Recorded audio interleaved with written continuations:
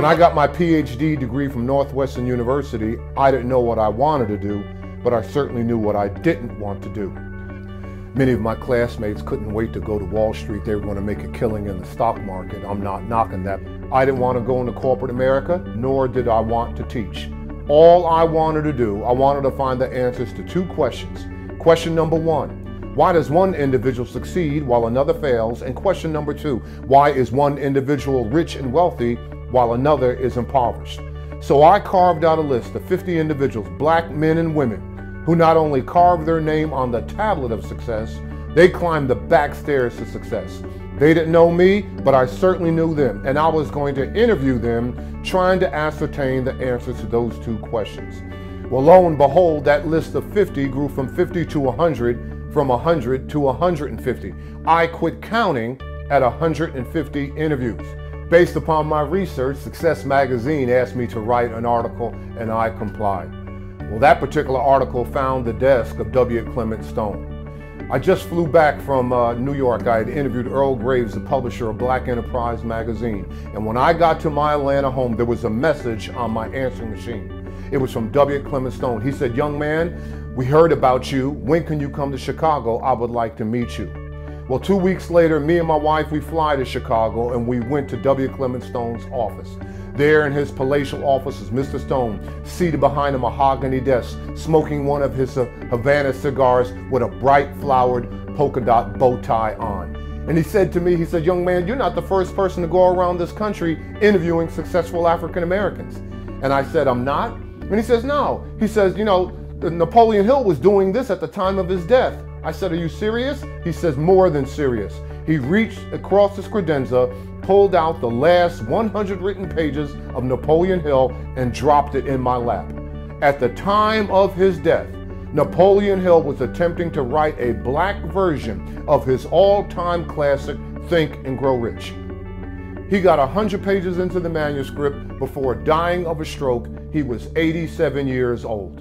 And W. Clement Stone held on to those 100 pages for 16 years until November 3rd, 1986, when I walked into his office. And I'm here to tell you that over a 7-year period, I like to tell people that I discovered the DNA to black wealth. Wealth is not a function of circumstance. It is not a function of condition. It is not a function of race, of gender, who your parents are, which side of the tracks you were born, how the cards were dealt. But wealth is a function of choice, and it is a function of discipline, and it is a function of decision, and it is a function of innovation, faith, and creativity. Those men and women who have won most in life have relied mostly on themselves. The men and women who are crazy enough to believe and think that they can change the world usually do. So this is a story that must be told.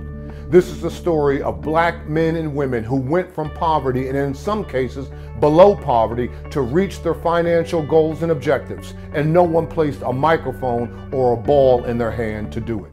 The first law of wealth is knowledge. Prosperity and wealth begins in the mind, but ends in the purse.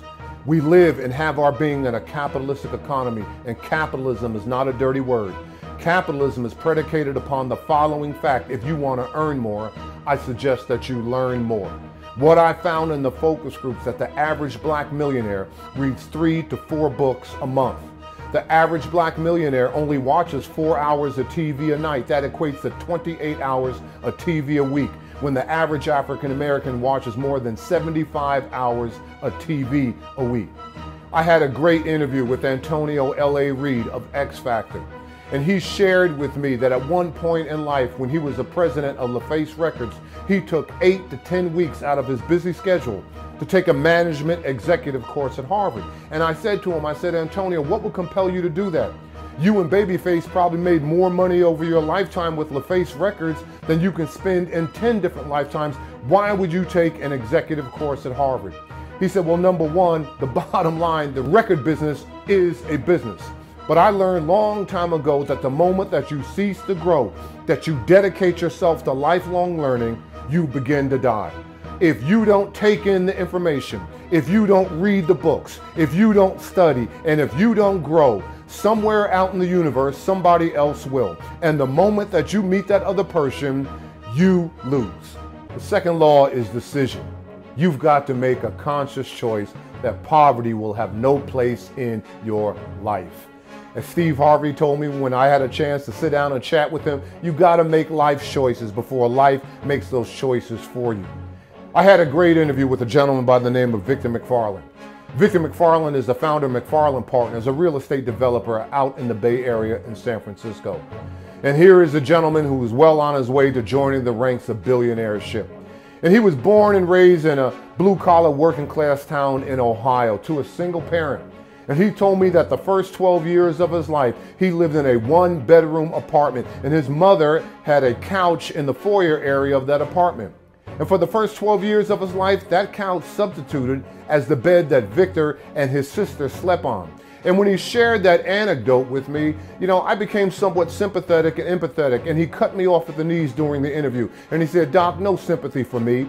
As a matter of fact, those were probably the best 12 years of my life." I said, "What do you mean?" He said, "It was during the 12-year period that I made a conscious decision that poverty would have no place in my life." You've got to make these life choices. At the counter of success, there are no bargains. You've got to pay the price, and you've got to pay it in full. The average individual is bombarded with 50 million different choices day in and day out. And the majority of those choices we don't have to address, we can avoid. But there are two choices that you must look and confront as soon as you wake up in the morning. Number one, you can accept the circumstances as they are, or number two, you can take the responsibility to change them. Make life choices before life makes those choices for you. The third law of wealth, you got to believe in yourself when no one else will. Here is the one quality, here is the one value that has created more black millionaires than any other attribute. You see, it was faith that will allow Kathy Hughes to endure more than 60 rejections trying to find financing for her first radio station. You see, it was faith that would allow Bob Johnson, no matter where he was with his struggling BET station, he would get on a plane, fly back to Chicago, get a rent-a-car, drive to the home of McDonald's and sit in the lobby of McDonald's headquarters, hoping to find anybody in the marketing department so he could pitch his BET station to. He was trying to find a major sponsor. And it was faith that will allow Damon John to get his struggling FUBU apparel line off the ground. And I said to Damon, what was the defining moment in your life? And he said to me, when I had to burn the furniture. I said, "What do you mean burn the furniture?" He said, "When I finally got financing for my apparel line, I went out and I hired a bunch of seamstresses, and they showed up at my mother's house with all their equipment, and I had no place to store their sewing machines." I said, "What did you do?" He said, "I took all my mother's furniture out of the house, took it to the backyard, and I set it on fire." The wealthy make money while the rest of us make excuses. If you knew who walks beside you on this journey called life, you would never doubt or fear again. And then last but not least, there I am with Tyler Perry. And I asked him, I said, "Tyler, how did you go from poverty, in some circumstances, below poverty, to build one of the most profitable, production companies in Hollywood, $145 million. And his simple reply was, "Nothing but the grace of God. Believe in yourself when no one else will." The fourth law of wealth, to thy own self be true. What is the greatest resource in the world? The greatest resource in the world is the passionate, committed mind. What have you been sent here to do? Do you know your area of excellence? What is your life's purpose? And these black millionaires, they know specifically what they are attempting to do and what they will do. They know their life's purpose. They know their area of excellence. And if you're going to identify your area of excellence, you've got to ask yourself three critical questions. Question number one, what do I love to do? What do I have a passion for? What can I throw my whole heart and soul into? Question number two, what would I do for free? If no one ever paid me a dime, if no one ever gave me a financial reward for my efforts, what would I do for free? Because when you're doing what you love to do and you would do it for free, your work is your play. And if your work is your play, you'll never work a day in your life. And question number three, if you can't answer the two questions, go to those people who you respect and admire and ask, what do you see me as? What do you think I would be good at doing? The average individual in our society gets 4 ideas a year, any one of which, if they had the guts, the courage, the fortitude to chase their dream, will make them financially independent. What is the music that is beating in your heart? What is your life's purpose? If you didn't show up at this particular hour, this particular moment in time, what would the world miss? A career is what you're paid for, but a calling is what you're made for. The fifth law of wealth, how may I serve thee? Service is the price you pay for the space that you occupy, and anybody can serve. I don't care where you are in life, as I discovered in my focus groups and one-on-one interviews with these black millionaires. Anybody can add value. Anybody can wow the customer. Anybody can be the most positive person in the room. Anybody can increase sales, and we can all serve. I want you to take this formula, burn it in your subconscious. Q plus MA equals C. The quality of your service plus the quantity of your service plus the mental attitude in which it is rendered always equals compensation. People will make you rich or people will make you poor depending upon the level of your service. Who taught me that? Valerie Daniels Carter. Valerie Daniels Carter here is a black woman who owns minimum 121 fast food franchises. More than 100 fast food franchises between Burger King and Pizza Hut alone. And what she told me is that anyone can serve. I had a great interview with a young gentleman in Detroit. He's a young millionaire out of Detroit. And when he graduated from college, the only job that he could get was working in one of the top restaurants in the Detroit area. But he took that job and he was passionate and he was thankful for even having the opportunity to work there. And it showed in his countenance and it showed in his service and behavior. Well, one day, one of the highest ranking black females from McDonald's came in there to eat with her husband. She was so impressed with his passion and the way that he delivered service, doing more than what is expected, doing more than what was required. And after leaving a sizable tip, she left her business card on that table. And that business card, on the back of it, she wrote, "Young man, if you are ever interested in owning and operating a restaurant for yourself, please call me first." Well, a couple of months later, he took her up on that offer and he called that number.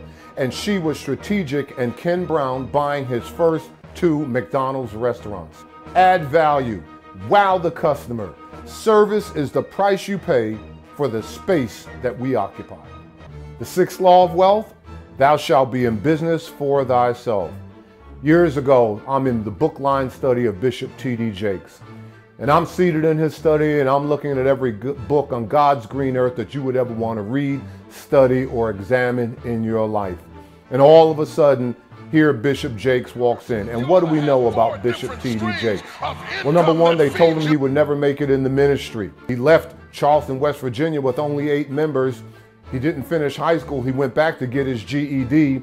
He has a heavy lisp. And I brought that up during the time of our interview. And I said to him, I said, "Bishop," I said, "how in the world did you go from Charleston, West Virginia with only 8 members to building the Potter's House, 191,000 square foot facility with a value of more than $45 million? And he said to me, he says, "Well, young man, my critics weren't altogether wrong.